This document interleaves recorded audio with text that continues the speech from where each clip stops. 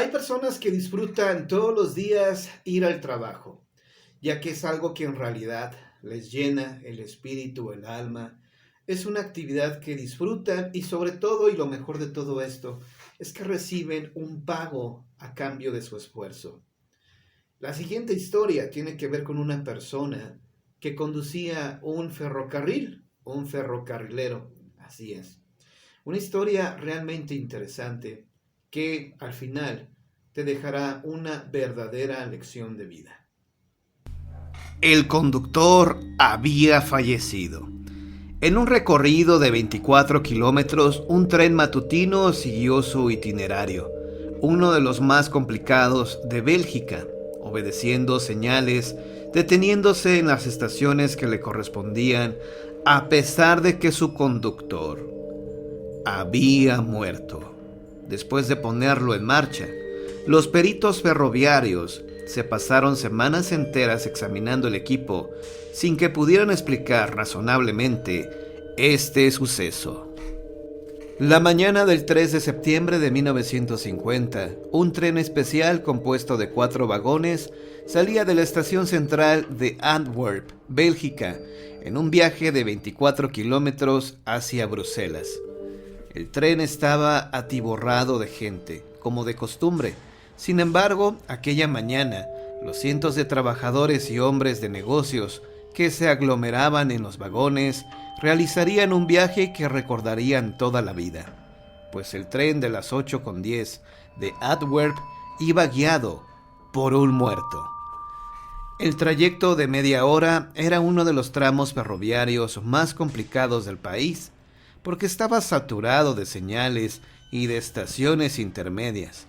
Aún así, el tren salvó todos los obstáculos sin ningún contratiempo, mientras Gaston Meyer, su conductor de 30 años de edad, yacía de bruces, sin vida, sobre los mandos.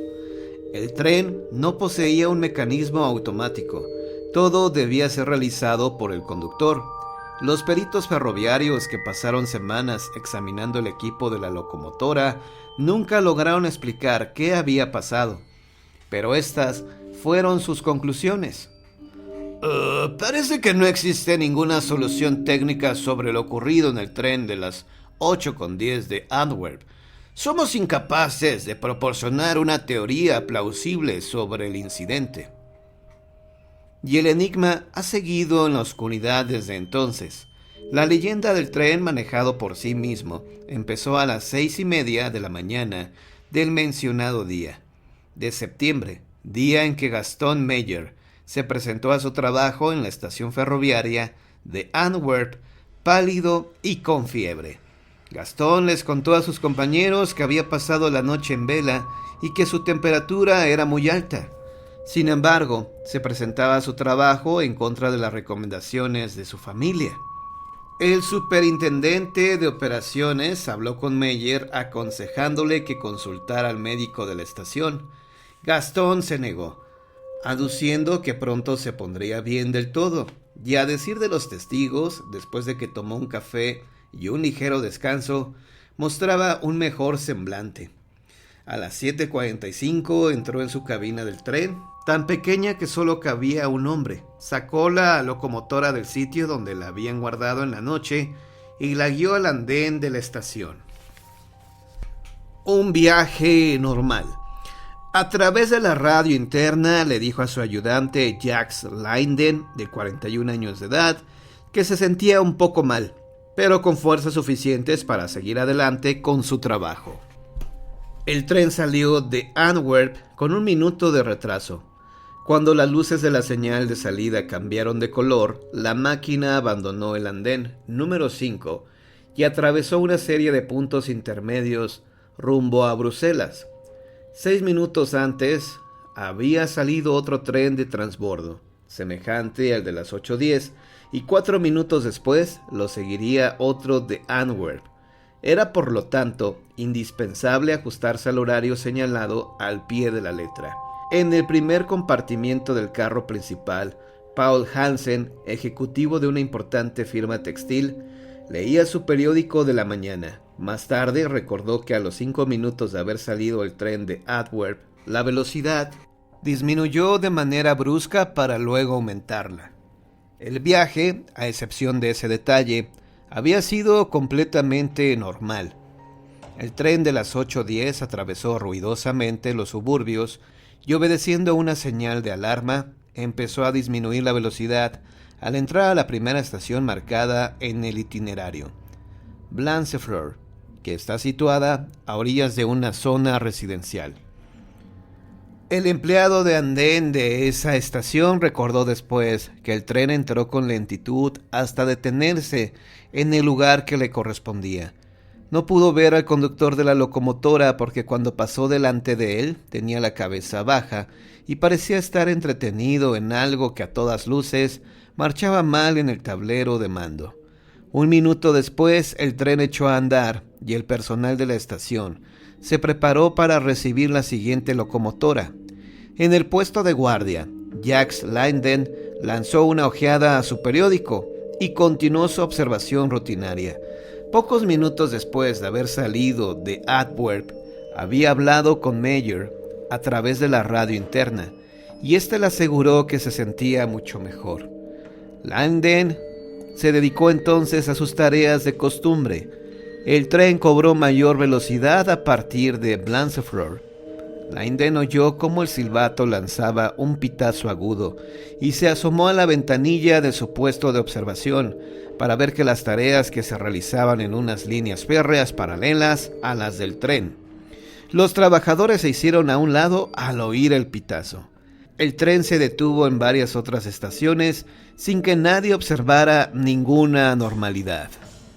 A unos cuantos kilómetros al sur, Maurice Trens colocaba banderines y señales en su cabina para recibir al tren de las 8:10, procedente de Antwerp. Su tablero le indicó que el tren que se aproximaba disminuía la velocidad en espera de la señal que le diera entrada a la sección que le correspondía. Trens miró en dirección de la cabina del conductor cuando el tren le pasó delante de las narices. Al punto se le heló la sangre. Nadie iba al mando de los controles. Corrió al teléfono y llamó a la estación siguiente.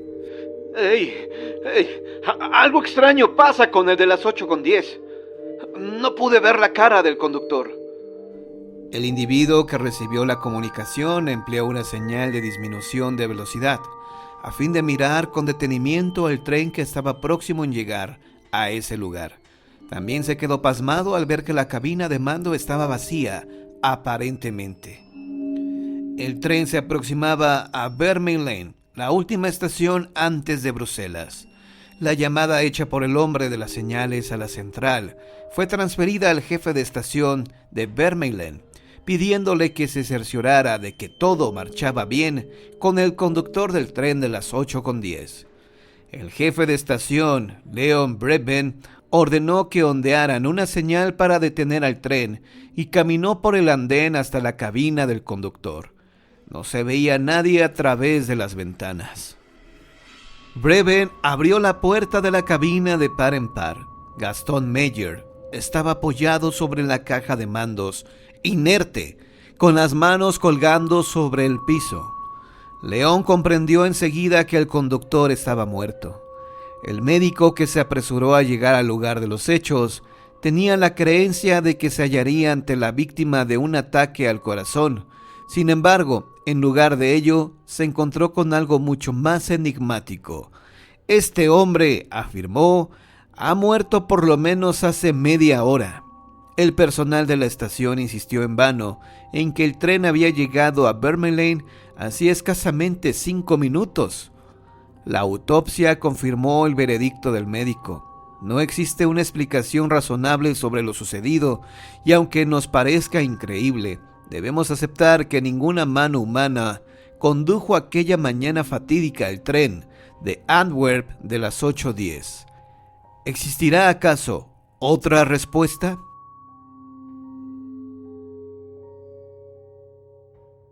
Pues bien, amigos, acabamos de escuchar esta historia de este ferrocarrilero que, a pesar de que ya había perdido la vida, continuaba manejando su tren. Una historia escalofriante sin duda alguna, sobre todo para aquellas personas que fueron los pasajeros de este hombre.